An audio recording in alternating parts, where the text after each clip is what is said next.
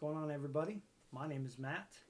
I love hockey cards, and it's time to check out some Panini Dominion.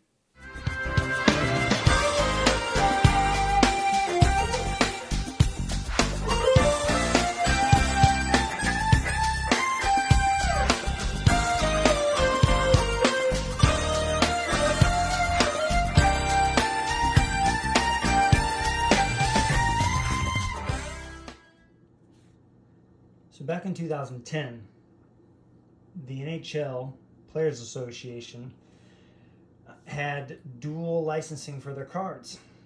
It had always been Upper Deck from the mid-2000s to 2010. Panini got in, and a lot of us hockey collectors were apprehensive at the time because we weren't sure what Panini was going to do. They had done some really cool releases with National Treasures in football, and they had also recently acquired a basketball license, so there was some excitement going in. And at the beginning of the year, some lower-end stuff, mid-end stuff, nothing really made too much noise until Panini Dominion came out. And man, did they make some noise in their first release. The design of the base cards was spectacular. The way that the game used and the autographs looked on there, it was all on card. And then they continued for years until the license expired to make some cards that stand out as very unique, beautiful, very clear, crisp designs. And I'm going to show you some of those today. So hope you enjoy. Here's an example of a base card from 2012-13. This is the Emerald Parallel. And again, very National Treasures-esque. Now they did do National Treasures hockey one year. I believe it was 2013-14 or 12-13. I'm trying to think. Yeah, 13-14. And it's a wonderful set. And there's a card from there that is my #1 most wanted card. So hopefully I can share that someday with you. But this is a really, really nice card. And obviously out of 5, I don't need to say it. Pretty tricky card to track down.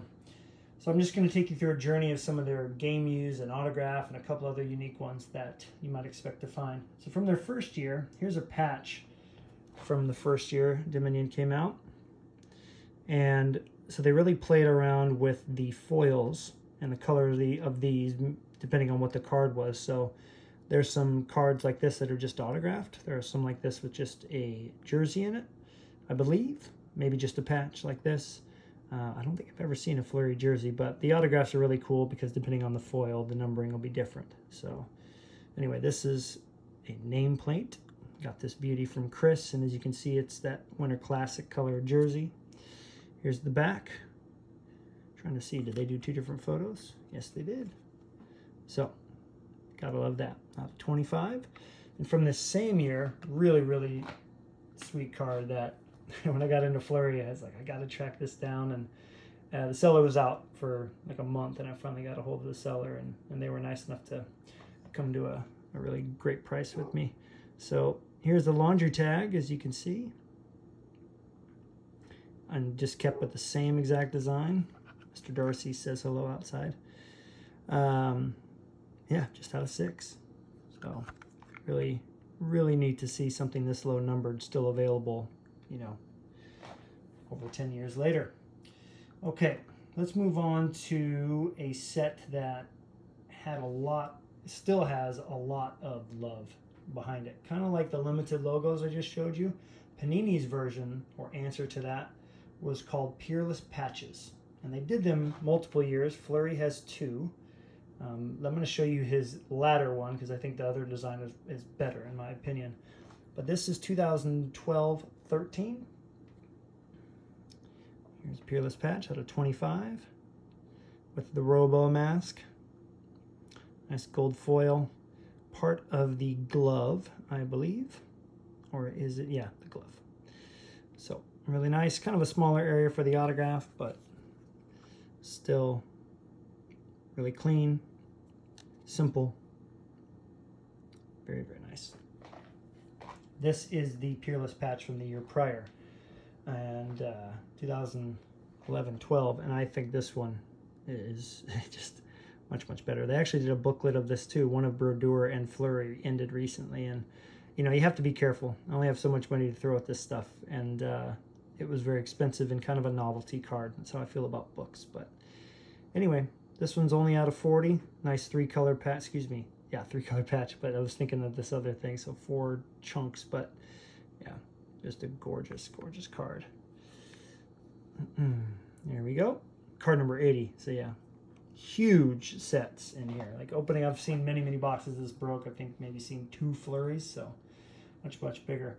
Another one that I really, really like, paying homage to his championship, the cup that he won with Pittsburgh in 2010, the championship gear. Now they do have just jerseys of this, but this is the patch autograph. Now it's funny because they faded this area here for the players to sign. Stevie Y signed here. I've seen his card, but Marc-Andre never likes to sign over himself. So he signed down here over the cup, which is cool. I think it's the only one in the set like that I've seen. And 4 out of 10. I just love the photo editing that they did. Panini was amazing for sure. Okay, and moving on. This is this was up on my top 10 for a while. And when it came available, I went very, very hard after it. And depending on, you know, how you look at his market, I think this went for just a little bit more than I thought, but yeah, I love game use stick cards from goalies, and this is the stick side signatures. There is another version that's got silver foil and like an X over this that's numbered to less, I believe 25.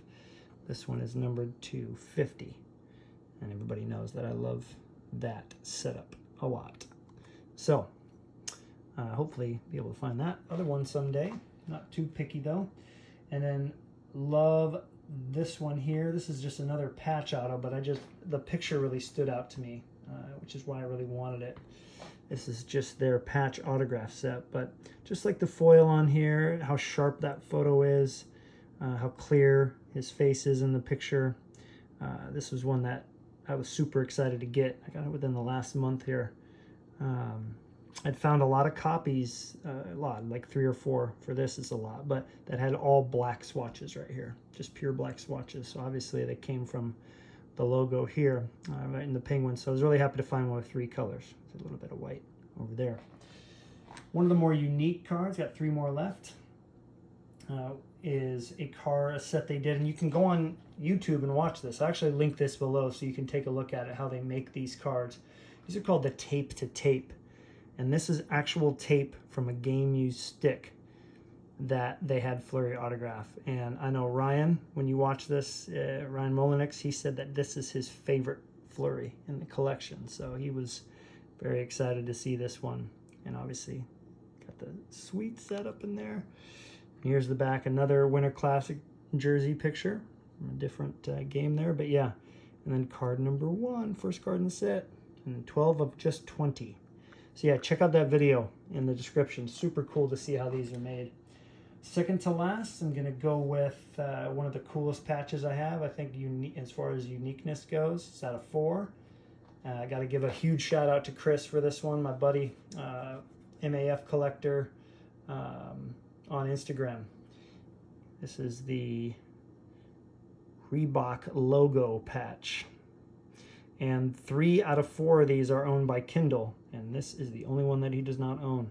So, Chris, thank you for sniping this all those years ago, and I love having it in the display case. All right, and the last card I'm going to show is something that the cup does now, but this is called engravatures, and this is a piece of silver in the card with his name engraved in it. I know it's got some wear to it, but I think that looks cool, if you ask me. Makes it look more vintage style, but they did an amazing job with these cards, and I know they did these at least 2 years. This is 2 out of 10, and the best picture of Marc-Andre Fleury.